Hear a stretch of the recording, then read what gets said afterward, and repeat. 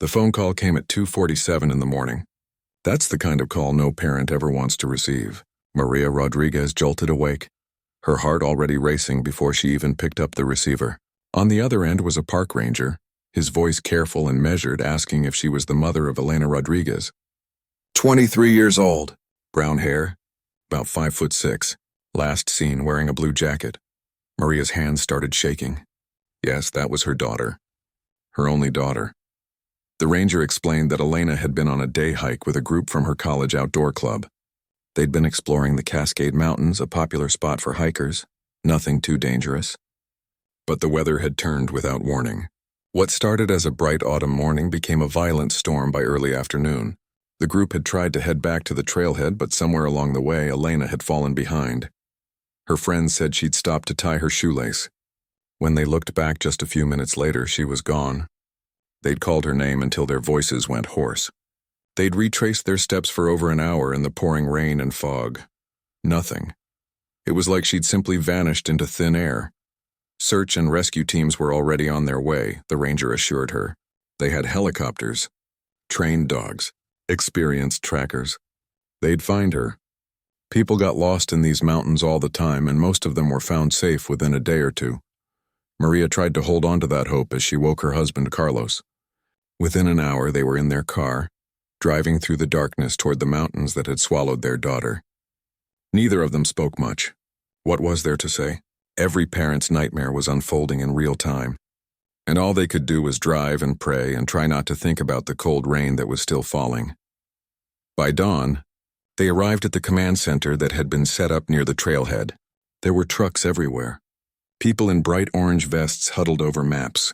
Volunteers were gathering, ready to join the search. A kind woman with a clipboard took down Elena's information, asked for a recent photo, made notes about what she'd been wearing and carrying. The first day passed in a blur of waiting and false hope. Every time a radio crackled to life, Maria's heart leaped. But each time it was just another section of trail cleared, another area marked off the map. No sign of Elena. The dogs had picked up a scent but lost it near a rocky area where the trail split in 3 directions. Night fell. The temperature dropped. Maria wrapped her coat tighter and stared into the darkness of the forest. Somewhere out there, her daughter was alone in the cold. Did she have shelter? Was she hurt? The questions tormented her, but asking them out loud wouldn't help anyone. Day 2 brought more searchers, but no better news. The storm had washed away any tracks. The helicopters flew grid patterns over the area, but the forest was dense, the terrain rough. The search coordinator, a weathered man named Bill who'd been doing this for 30 years, tried to remain optimistic. Sometimes people traveled farther than expected when they were lost, he explained. Sometimes they found shelter and stayed put, which was actually the smart thing to do. They just needed to keep looking. But Maria could see the concern in his eyes. She'd asked the question that no parent wants to ask. What were Elena's chances? Bill had been honest. With the right supplies, a person could survive for weeks. But Elena had only planned for a day hike. She had a small backpack with some snacks and a water bottle, maybe a light rain jacket. The nights were dropping below freezing now. By day 3, the local news had picked up the story. Reporters set up cameras near the command center. Maria found herself in front of microphones, her voice breaking as she described her daughter. Elena was smart, she told them. She was studying environmental science. She loved the outdoors, had taken wilderness safety courses. If anyone could survive out there, it was her daughter. But even as she said the words, doubt crept in. The search area was expanding, which meant they had no idea where Elena actually was. The helicopters had covered hundreds of square miles. The ground teams had hiked every marked trail and most of the unmarked ones. Where could she be?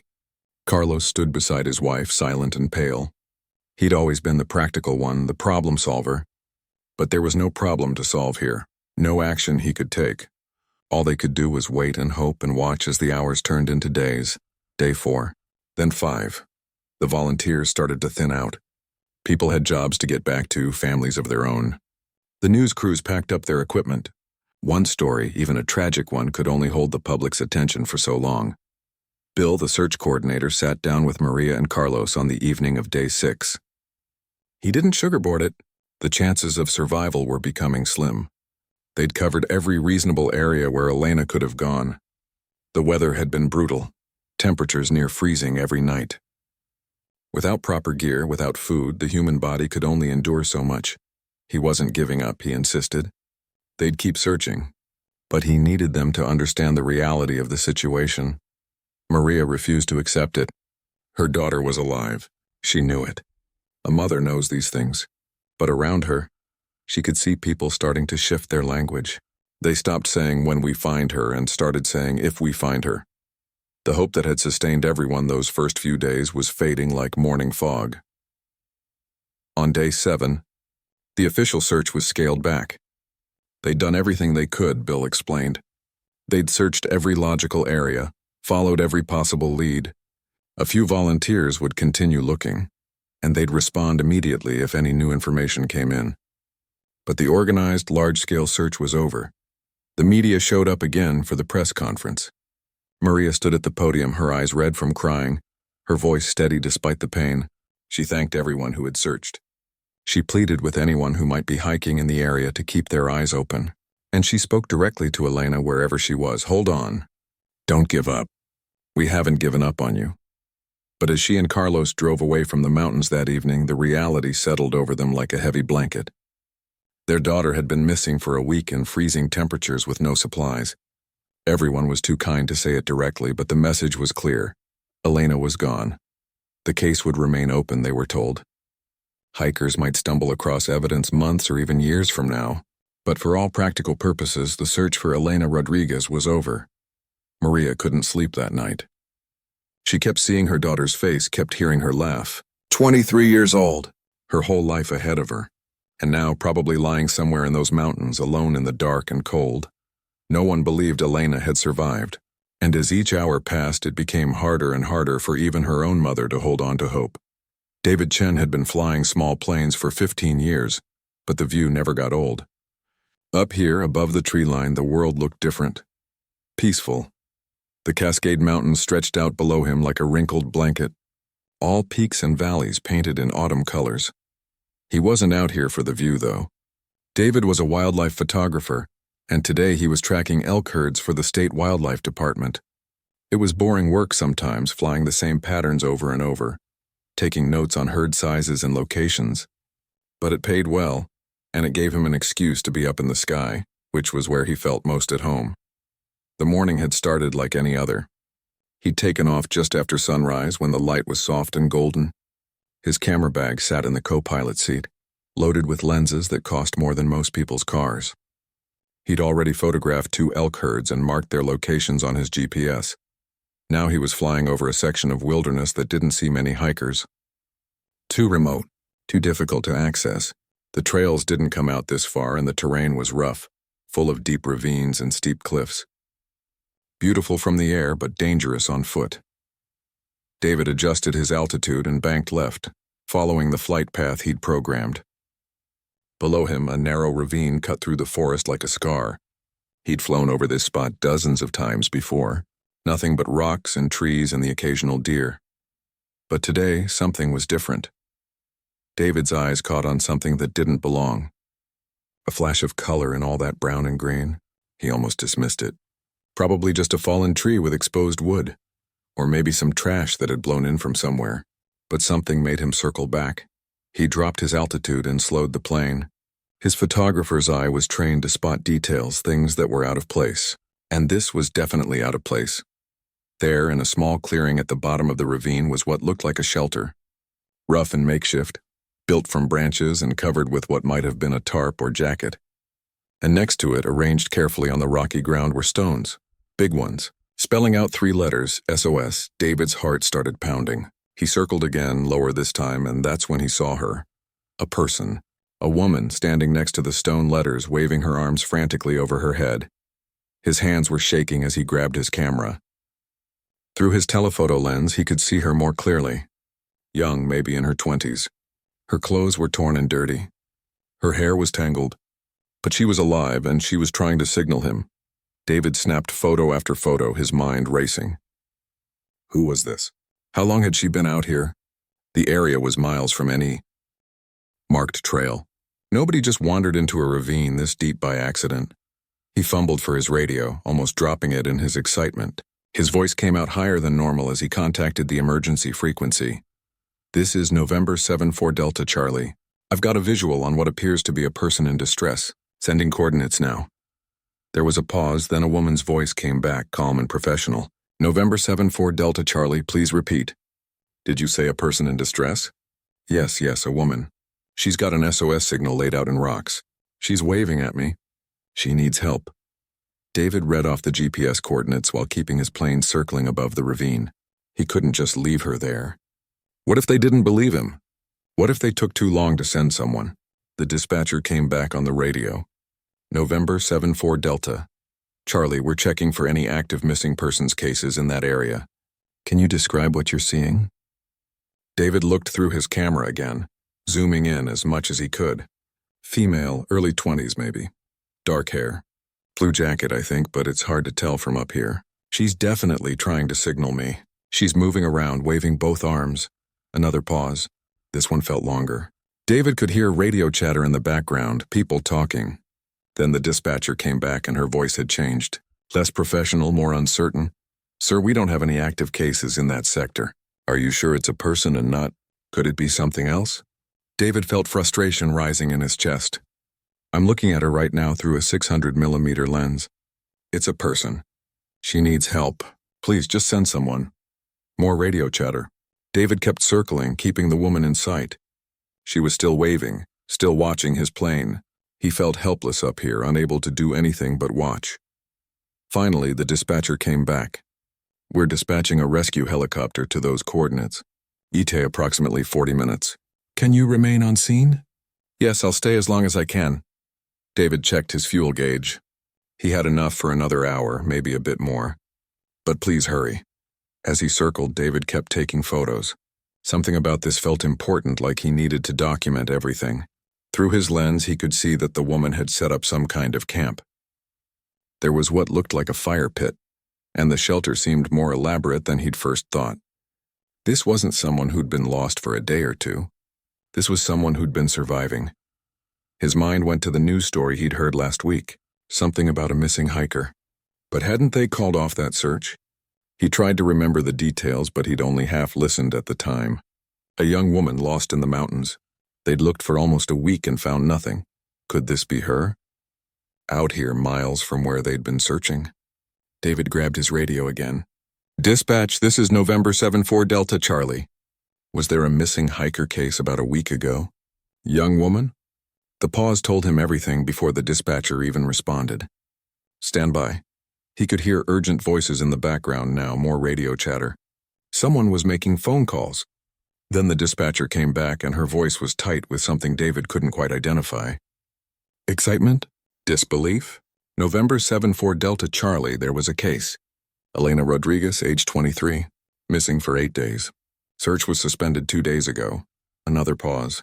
Sir, are you absolutely certain about what you're seeing? David looked through his camera one more time.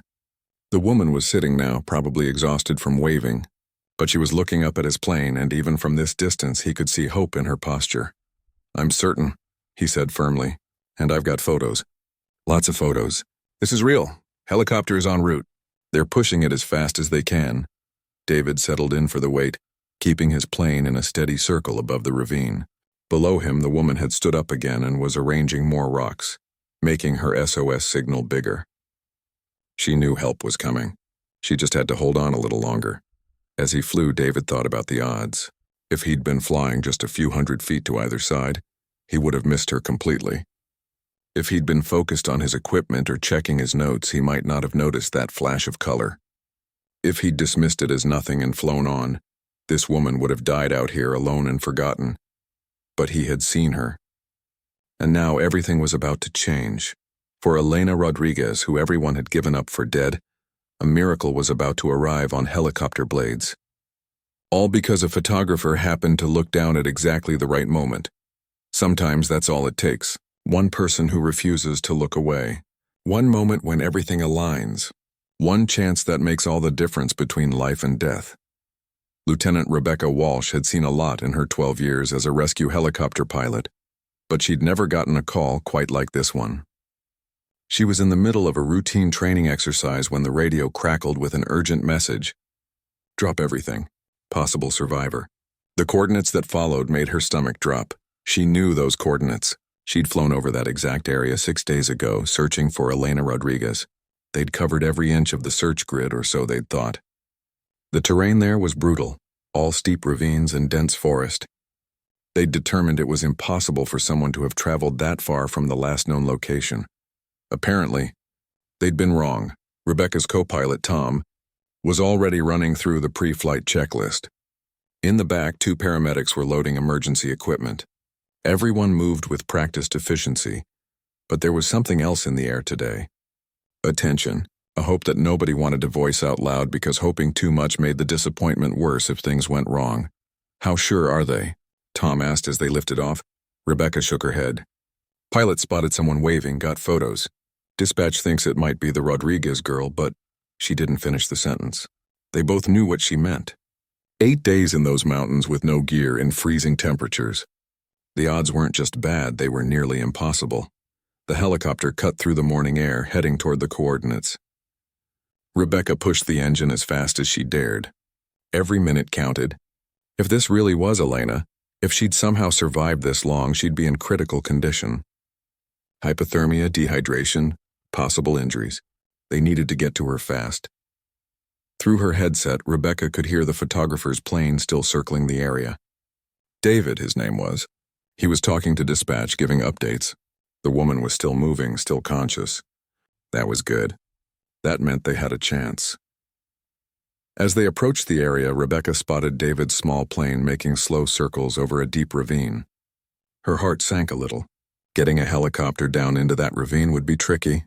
The walls were steep, the space tight. But they'd done harder rescues before. There, Tom pointed. I see the SOS. Rebecca brought the helicopter lower, and suddenly she could see it too. Rocks arranged in large letters on the ground. And next to them, a figure. A person standing looking up at them. For a moment, Rebecca forgot to breathe. It really was her. After all this time, against all odds, Elena Rodriguez was alive. She keyed her radio. Command, this is Rescue 3. We have visual confirmation. It's her. Repeat. We have found Elena Rodriguez, and she appears to be conscious and mobile. The response came back immediately, voices overlapping with excitement and disbelief. Rebecca tuned them out. Right now, she needed to focus on getting this helicopter down safely. The ravine was too narrow for a standard landing. They'd have to hover and lower the paramedics on cables. Rebecca had done this hundreds of times, but never with hands that shook quite like this. This wasn't just another rescue. This was the girl everyone had mourned, the one they'd given up for dead. She positioned the helicopter carefully, fighting the wind that swirled through the ravine. Tom worked the controls alongside her, making tiny adjustments. Below, Elena had moved back, giving them space. She knows what to do, Tom observed. She's making room for us. One of the paramedics, a woman named Lisa, was already clipping into the harness. She gave Rebecca a thumbs up, and Rebecca began lowering the cable. Lisa descended smoothly, spinning slightly as she went down. Rebecca watched through the window, her hand steady on the controls despite the emotions churning inside her. She could see Elena more clearly now. The girl looked thin, painfully thin. Her clothes were filthy and torn.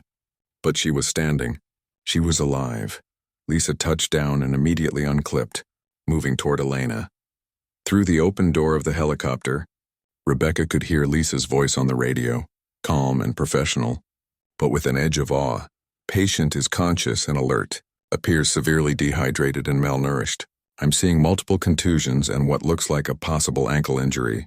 But she's talking, she's responsive. She's asking about her parents. Rebecca felt her eyes sting. She blinked hard, not now. She needed to keep it together. The second paramedic, Kevin, was already descending. Between them, they'd get Elena into the rescue basket and bring her up. But it would take time, and Rebecca needed to keep this helicopter perfectly stable. Minutes felt like hours. Rebecca's arms ached from holding the controls so precisely, but she didn't waver. Tom monitored the instruments, calling out wind speeds and fuel levels. Above them, David's plane was still circling, still watching. Finally, Lisa's voice came through again. Patient secured in basket. Ready for lift. Rebecca began raising the cable inch by inch. She couldn't afford to rush this. One wrong move, one gust of wind, and everything could go wrong. Through the window, she watched the basket rise, spinning gently. She could see Elena inside, strapped in, looking up at the helicopter with an expression that was part fear, part relief, part disbelief. The basket reached the door. Kevin and another crew member grabbed it, pulling it inside. And then Elena was in the helicopter, and Lisa was climbing in after her, and Tom was saying, "Clear, we're clear," and Rebecca was lifting them up and out of that ravine. As they gained altitude, Rebecca glanced back. Lisa had already started an IV, was wrapping Elena in thermal blankets. Kevin was checking her vital signs, speaking softly to her. And Elena was crying, tears streaming down her dirt-covered face, her lips moving. Rebecca couldn't hear what she was saying over the noise of the helicopter, but she could read the words. "Thank you. Thank you. Thank you." Rebecca turned back to her controls, her own vision blurring with tears she wouldn't let fall. Not yet. Not until they landed safely. She radioed ahead to the hospital, giving them an ETA and a status update. Then she called dispatch. "Command, this is Rescue 3. We have Elena Rodriguez on board. Repeat, we have her. She's alive. We're heading to Regional Medical. ETL 15 minutes. There was a moment of silence on the radio and then chaos. Multiple voices at once, people cheering, someone laughing, someone else crying. Rebecca had never heard dispatch lose their composure like that, but she understood. They'd all thought this girl was dead. They'd all gone to bed feeling like they'd failed, and now, somehow, impossibly, she was safe. "Notify her parents," Rebecca added. Tell them their daughter is coming home." Behind her, Lisa was working efficiently, checking Elena for injuries, asking questions. How long had she been out there? 8 days. What had she eaten? Berries. Some edible plants she'd recognized from her classes. Water, there was a stream nearby. Where had she slept? In a cave just over there behind those rocks. Elena's voice was hoarse, barely above a whisper. But she was talking. She was answering questions. She was alive and conscious and aware, and that was more than anyone had dared to hope for. Rebecca flew as fast as she safely could, racing toward the hospital. In the distance, she could see the landing pad, could see people already gathering. Word must have spread. The girl everyone thought was dead was coming in alive. As they approached for landing, Rebecca thought about how close this had been. If that photographer had been flying a different route, if he'd been looking at his instruments instead of out the window, if Elena had been just a little bit further into the trees where she couldn't be seen from the air, so many tiny things had to go exactly right for this to work. And somehow, against all logic and probability, they had. Rebecca set the helicopter down smooth as glass. The moment the skids touched the pad, the medical team rushed forward. They pulled open the door, transferred Elena to a stretcher, and hurried her inside. Rebecca caught one last glimpse of her, small and fragile under the thermal blankets, but alive. Miraculously, impossibly alive.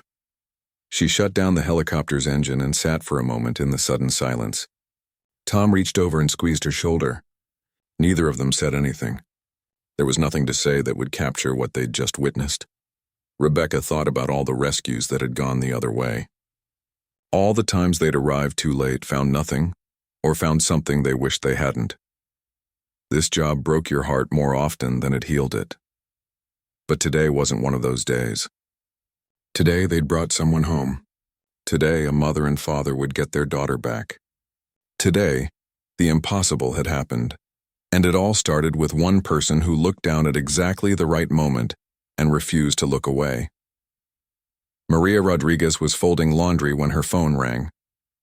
She'd been doing small tasks around the house, anything to keep her hands busy and her mind from wandering to dark places.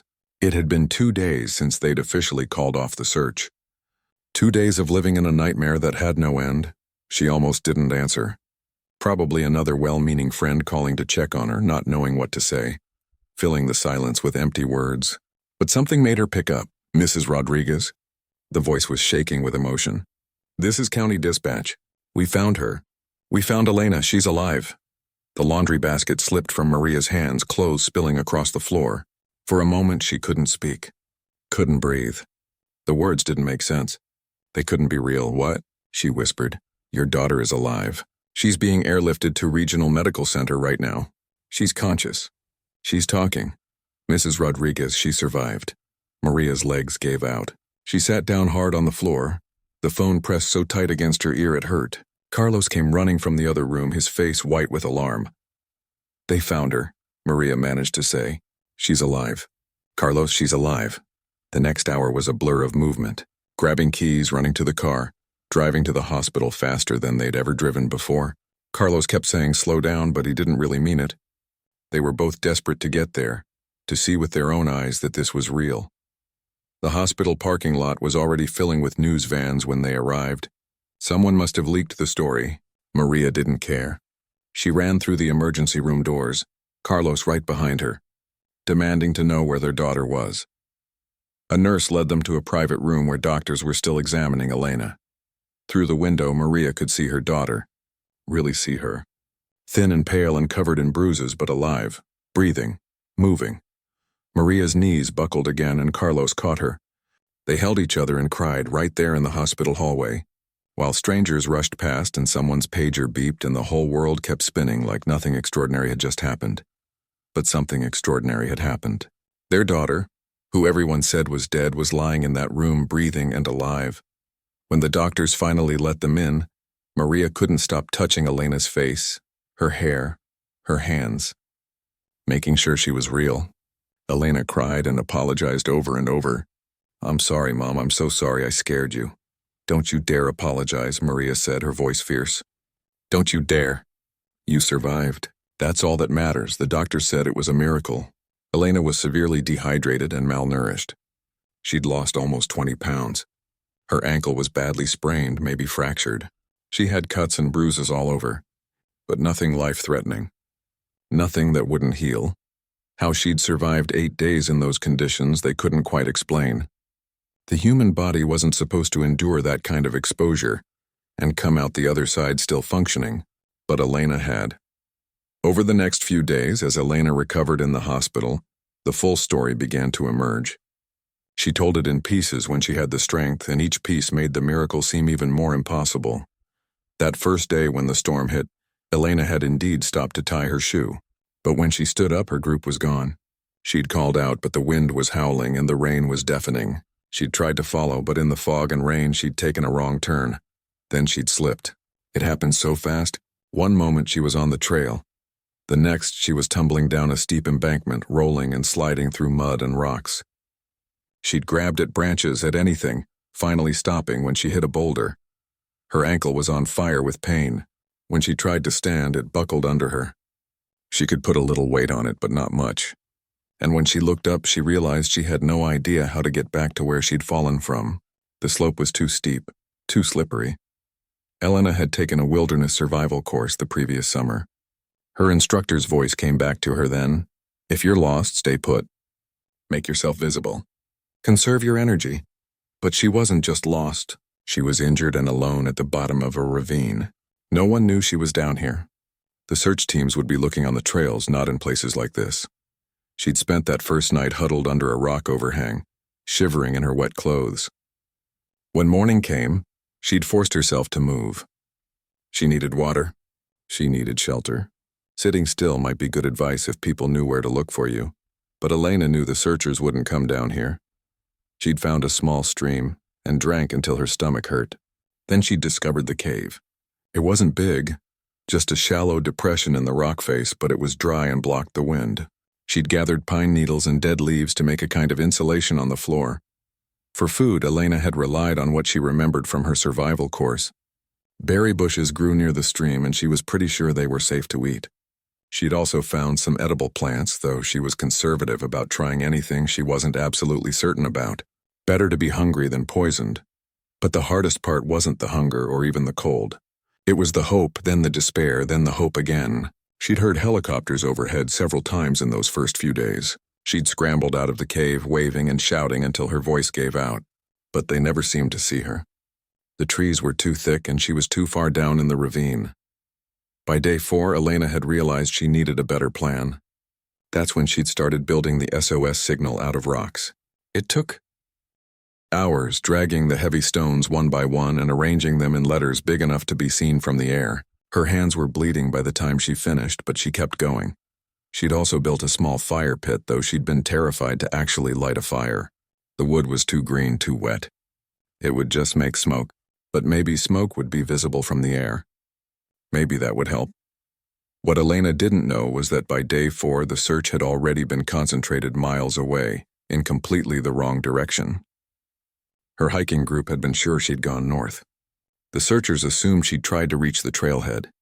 No one imagined she'd fallen into a ravine going east. By day 6, when they called off the search, Elena had started to accept that she might die out here. She'd written letters to her parents in a small notebook she'd had in her backpack, telling them she loved them, telling them not to blame themselves. She'd left the notebook in the cave where someone might eventually find it, but she didn't give up. Every morning she'd drag herself out to the SOS signal and reinforce it. Every time she heard an engine overhead, she'd wave and shout, even though her voice was barely a rasp by then. And then, on day 8, she'd heard a plane flying lower than the others, circling, coming back. She'd waved with everything she had left, and the plane had circled again, and Elena had known. Someone had finally seen her. The hospital room was quiet when Elena finished her story. Maria was crying silently. Carlos had his head in his hands. The nurses who'd come in to check vitals had stopped to listen, tears streaming down their own faces. "I never stopped believing," Elena said, her voice barely a whisper, "even when it seemed impossible, even when I thought I might not make it. I kept believing someone would come." A reporter from the local news knocked on the door later that day. Could they interview Elena? The story was national news now. Everyone wanted to know about the girl who'd survived the impossible. Maria almost said no. Her daughter needed rest, needed time to heal. But Elena surprised her. "I want to do it," Elena said. "I want people to know. Not for me, but for everyone who's ever been lost. Don't give up. Don't ever give up." The interview aired that evening. Elena, still in her hospital bed, told her story to millions of viewers. She thanked David, the photographer who'd spotted her. She thanked the rescue team. She thanked everyone who'd searched for her, but mostly, she had a message for anyone who might find themselves in a similar situation. "I should have died out there," Elena said, looking directly into the camera. "By every logical measure, I shouldn't have survived. But I did because I refused to give up. I kept trying. I kept hoping. And when that plane finally saw me, I was still fighting." She paused, swallowing hard. "So if you're ever lost, if you're ever in trouble, remember this. Keep fighting. Keep hoping. Miracles do happen, but sometimes you have to survive long enough to meet them halfway." The interview ended, but Elena's words echoed. Across the country, people watched and cried and held their loved ones a little tighter. Because Elena Rodriguez hadn't just survived. She'd reminded everyone that sometimes, against all odds, the impossible becomes possible. You just have to hold on long enough to see it happen. 3 weeks after the rescue, David Chen sat in his small apartment staring at his computer screen. The photograph was there, the one he'd taken from the plane. Elena Rodriguez standing next to her SOS signal, her arm raised to the sky, her face turned upward toward hope. He'd taken hundreds of photos that day, but this one was different. You could see everything in it. The makeshift shelter in the background, the carefully arranged rock spelling out her plea for help, and Elena herself, thin and exhausted but defiant, still fighting, still refusing to give up. The photo had gone viral within hours of the rescue. News outlets around the world had run it. It was on magazine covers, on social media, everywhere. David's phone hadn't stopped ringing. Interview requests, award nominations, licensing offers. The whole thing was overwhelming, but that's not what made him keep staring at the photo. It was Elena's face. Even from 3,000 feet up, even through the telephoto lens, you could see something in her expression. Determination. Hope. The absolute refusal to let the world beat her. David had saved someone's life, they kept telling him. He was a hero, but he didn't feel like a hero. He'd just been doing his job, flying his normal route. He just happened to look down at the right moment. Still, he couldn't shake the weight of it. If he'd been 5 minutes earlier or later, he would have missed her. If he'd been focused on his equipment instead of the view, she would have died in that ravine. The responsibility of that near miss haunted him. His phone buzzed. Another message, but this one made him pause. It was from Elena's mother, Maria. They'd been in touch since the rescue, but this was different. Elena wanted to meet him. Would he come to their house for dinner? David's hands shook as he typed his reply. Of course, he'd be honored. 2 days later, he stood on the porch of a small house in the suburbs, holding a bouquet of flowers and feeling more nervous than he'd ever felt in his life. What do you say to someone whose life you saved? What if she blamed him for not finding her sooner? What if seeing him brought back terrible memories? The door opened, and there was Elena. She looked different from the person in the photograph. Healthier, for one thing. She'd gained back some weight. Her hair was clean and brushed. She was wearing normal clothes instead of torn, dirt-covered hiking gear. But her eyes were the same. That same determination, that same fire, David, she said. And then she was hugging him. And David stood there awkwardly with the flowers crushed between them, not knowing what to do with his arms. "Thank you," Elena whispered. "Thank you for not looking away." Dinner was warm and loud and full of laughter. Maria had cooked enough food for 10 people. Carlos kept refilling David's glass and asking about flying. Elena's younger brother wanted to hear about all the wildlife David had photographed. It felt like being part of a family, something David hadn't experienced much since his own parents had passed away. After dinner, Elena asked if David would take a walk with her. They ended up at a small park near her house, sitting on swings like kids, watching the sunset. "I've been thinking a lot about that day," Elena said, "about all the things that had to go exactly right. If you'd been flying a different route, if the clouds had been lower, if I'd been under the trees instead of out in the open." She paused. "It's too many coincidences to just be luck, you know?" David nodded slowly. "I've been thinking the same thing. It feels like, I don't know, like it was meant to happen that way. My mom says you're my guardian angel." Elena smiled. "I don't know about that, but I know you gave me my life back. And I want to make sure I do something meaningful with it." Over the next few months, David and Elena became close friends. They were an unlikely pair, the quiet photographer and the outgoing college student.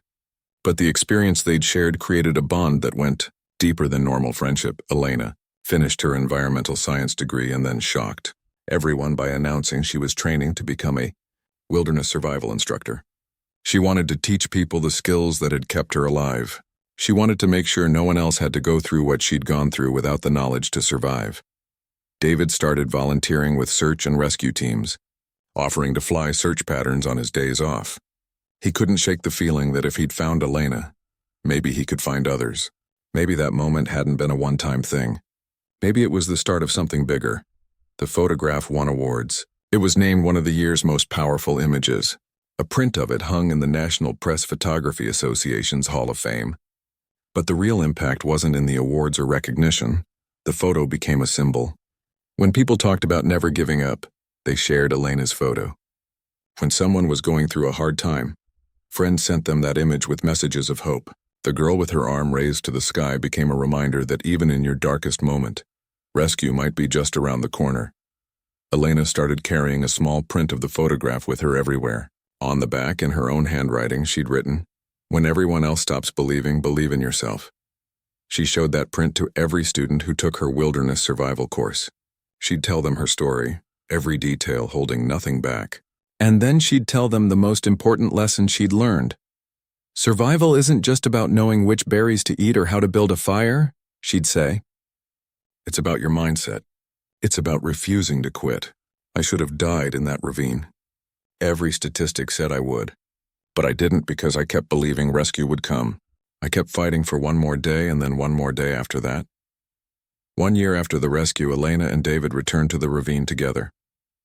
It was the first time Elena had been back. The helicopter had flown her out, and she'd never seen the place from the ground after her rescue. They hiked in, following the route the search team had eventually mapped out. It took them 4 hours to reach the spot. The cave was still there.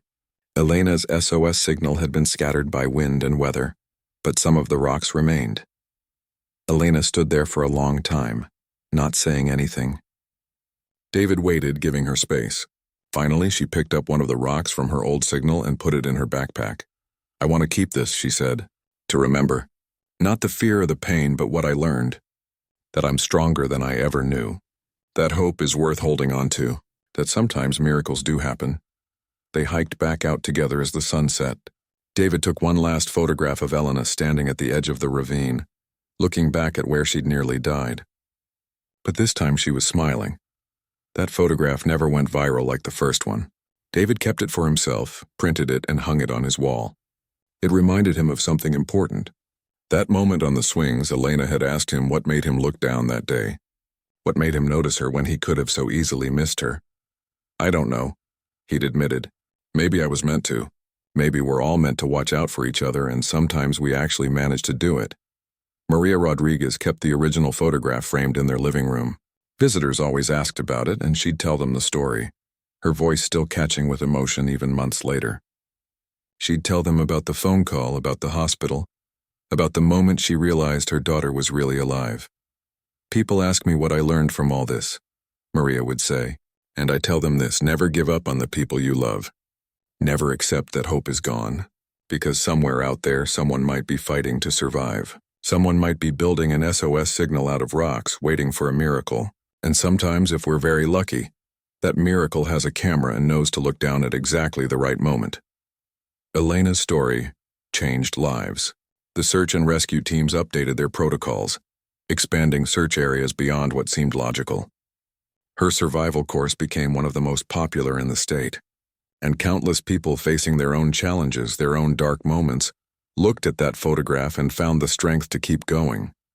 Because that's what the photograph really showed.